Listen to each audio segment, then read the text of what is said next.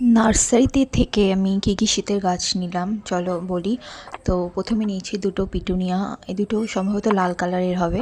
তারপর নিয়েছি দুটো স্যালভিয়া, এটাও রেড কালারের।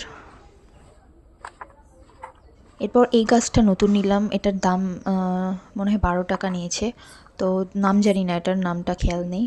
এখানে 4টে গাছ নিয়েছি, যেটা মানে প্রথম নিলাম, একটা একটা করে নিয়েছি। তো ওটার নামটা মনে নেই। আর এটা রয়েছে একটা ক্যালেন্ডুলা, এগুলো মানে 8 টাকা করে কি 6 টাকা করে নিয়েছে।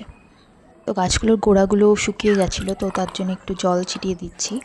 আর নার্সারি থেকে বলেছে যে গাছগুলো এনে মানে 3-4 দিন রেখে দিতে, তারপরে লাগাতে। আর এখানে গোলাপগুলো এগুলো মাটিগুলো শুকিয়ে গেছিলো, তো তাই জল দিচ্ছি, তো কিছুদিন পরে লাগাবো। তো তোমরাও কিন্তু শীতের গাছ এনে বা যে কোনো গাছ এনে সঙ্গে সঙ্গে লাগাবে না, মানে 2-3 দিন রেখে দিয়ে অন্তত তারপর টবে বসাবে। আর অবশ্যই গাছগুলোকে ছায়ায় রাখবে।